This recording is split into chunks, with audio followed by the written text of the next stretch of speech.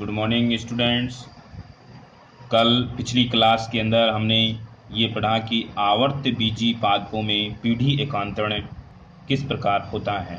पीढ़ी एकांतरण के दौरान कौन कौन सी अवस्थाएं होती हैं। देखिए, मैं वापस से आपको थोड़ा सा बता देता हूँ कि हमने सबसे पहले पीढ़ी एकांतरण की परिभाषा पढ़ी थी। पीढ़ी एकांतरण में कौन कौन सी अवस्था होती है। कायिक अवस्था, जननिक अवस्था। कायिक अवस्था को बीजाणुद्भिद, जननिक अवस्था को युग्मकोद्भिद कहते हैं। इन दोनों अवस्थाओं के हमने लक्षण देखे थे। फिर हमने देखा था कि आवर्त बीजी पादपों में जनन के प्रकार, तो दो प्रकार के जनन होते हैं, अलैंगिक जनन और लैंगिक जनन।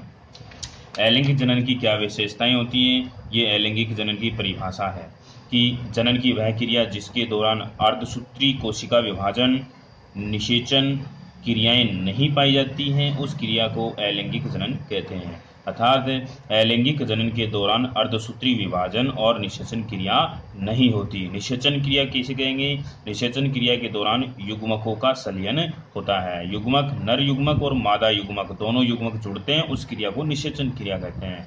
तो इस दौरान अर्धसूत्री विभाजन और युग्मकों का संलयन नहीं पाया जाता, इसको अलैंगिक जनन कहते हैं। अलैंगिक जनन के दौरान जो संतति बनती है वह संतति आनुवंशिक रूप से जनक के समान होती है,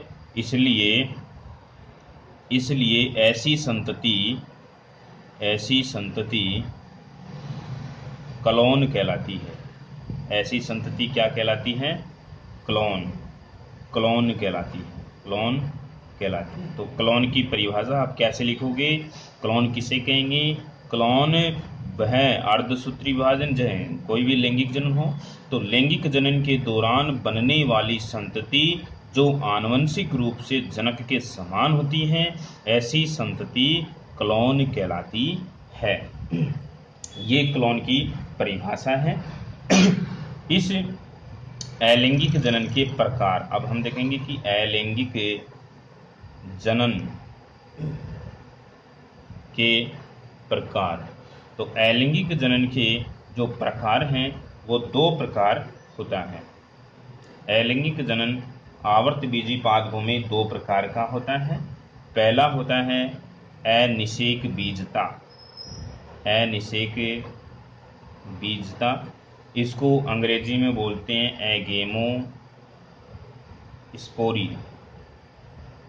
एगेमोस्पोरी। और दूसरा होता है कायिक जनन। कायिक जनन को अंग्रेजी में बोलते हैं वेजिटेटिव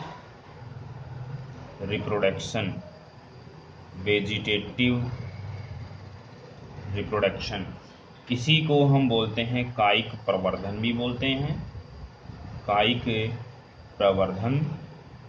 प्रवर्धन को अंग्रेजी में बोलते हैं वेजिटेटिव प्रोपोगेशन। वेजिटेटिव प्रोपोगेशन कहते हैं। सबसे पहले हम देखेंगे कि अनिषेक बीजता क्या होती है। देखिए, अंग्रेजी का वर्ड है एगेमोस्पोरी। ए का अर्थ होता है बिना, गेमो का अर्थ होता है निषेचन, और स्पोरी का अर्थ होता है बीज। अर्थात इसकी परिभाषा क्या होगी कि बिना निषेचन के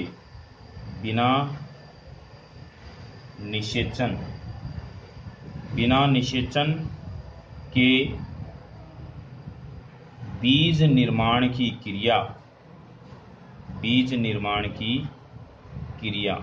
बिना निषेचन के बीज निर्माण की क्रिया अनिषेक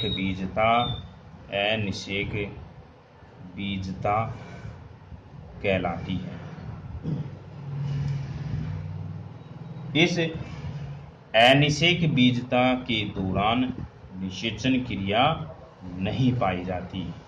ये किस प्रकार के पादपों में पाया जाता है, इनके उदाहरण देखिए। अनिषेक बीजता जो है वो आम में पाया जाता है। एक तो आम का वानस्पतिक नाम क्या होता है? आम का वानस्पतिक नाम होता है मेंजीफेरा इंडिका। इसका वानस्पतिक नाम होता है मेंजीफेरा इंडिका। मेंजीफेरा इंडिका, ये मेंजीफेरा इंडिका है। और उदाहरण जैसे संतरा है, नींबू है, संतरा नींबू यानी सिट्रस, वानस्पतिक नाम सिट्रस स्पीसीज, इसको बोलते हैं सिट्रस स्पीसीज। दूसरा गूगल, गूगल एक आयुर्वेदिक पादप है, इसका वानस्पतिक नाम है कॉम्बीफेरा, कॉमीफेरा वाइटाई, कॉमीफेरा वाइटाई इसका वानस्पतिक नाम है। आगे हम और डिटेल में पढ़ें तो अनिषेक बीजता जो है वो 3 प्रकार की होती है। एक होती है एडवेंटिव एम्ब्रियोनी, अपस्थानिक भ्रूणता। दूसरा होता है आवर्तक अनिषेक बीजता। तीसरा होता है अआवर्तक बीजता। तो इतना हम डिटेल में नहीं जाएंगे क्योंकि हमें सिर्फ इसी के बारे में सिलेबस में दे रखा है, ज़्यादा डिटेल हम नहीं पढ़ेंगे। तो अनिषेक बीजता का अर्थ क्या होता है, इसकी परिभाषा क्या होती है कि बिना निषेचन के बीज निर्माण की क्रिया अनिषेक बीजता होती है। तो अनिषेक बीजता में अर्धसूत्री विभाजन भी नहीं होगा और युग्मकों का संलयन भी नहीं होता है। अब हम देखते हैं कायिक जनन कि कायिक जनन क्या होता है।